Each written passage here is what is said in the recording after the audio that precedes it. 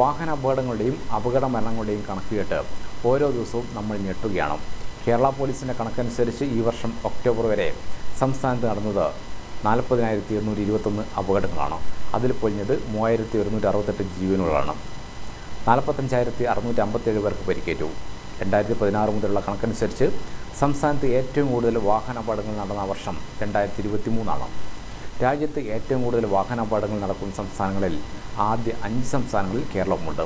2022 കണക്കിൽ കേരളം തമിഴ്നാടിനും മധ്യപ്രദേശിന് പിന്നിൽ മൂന്നാമതായിരുന്നു.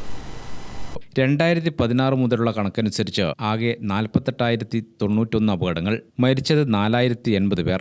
ഇവയിൽ 27,929 എണ്ണവും ഡ്രൈവറുടെ പിഴവ് മൂലമാണെന്ന് പറയുന്നു കേരള പോലീസിന്റെ കണക്ക്. അങ്ങനെ മാത്രം പൊലിഞ്ഞത് 2,292 ജീവൻ. എതിർവാഹനത്തിലെ ഡ്രൈവറുടെ പിഴവ് മൂലമുണ്ടായ 7,940 അപകടങ്ങളിൽ മരിച്ചത് 512 പേരാണ്. മദ്യപിച്ച് വാഹനം ഓടിച്ചുണ്ടായത് 221 അപകടങ്ങൾ. അപകടങ്ങൾ എവിടെ നടന്നു എന്ന് അന്വേഷിച്ചു പോയാൽ കണക്കുകൾ പിന്നെയും അമ്പരപ്പിക്കും. 2023 കണക്കിൽ സംസ്ഥാന പാതയിലുണ്ടായത് 10,830 അപകടങ്ങൾ. ദേശീയപാതയിൽ 9,892, മറ്റ് റോഡുകൾ 27,369 എന്നിങ്ങനെ കണക്ക്. ഏത് വർഷത്തെ കണക്കെടുത്താലും ഏറ്റവും കൂടുതൽ ആളുകൾ മരിക്കുന്നത് ഇരുചക്ര വാഹന അപകടങ്ങളിലാണ്. അത് കഴിഞ്ഞാൽ കാർ അപകടങ്ങൾ. 2016 മുതലുള്ള കണക്കെടുപ്പ് നടത്തിയാൽ വാഹനാപകടങ്ങളുടെ എണ്ണം താഴേക്ക് വന്നത് ലോകമാകെ ലോക്ക്ഡൌണായി കിടന്ന 2020 മാത്രമാണ്. ലോക്ക്ഡൌണിന് ശേഷം കേരളത്തിലെ വാഹനങ്ങളിലുണ്ടായ വൻ വർധന അപകടങ്ങളുടെ എണ്ണത്തിലും പ്രതിഫലിച്ചിട്ടുണ്ട്. ഇപ്പോൾ കേരളത്തിലാകെ രജിസ്റ്റർ ചെയ്തിട്ടുള്ളത് 1,73,37,814 വാഹനങ്ങളാണ്. 100 ചതുരശ്ര കിലോമീറ്ററിന്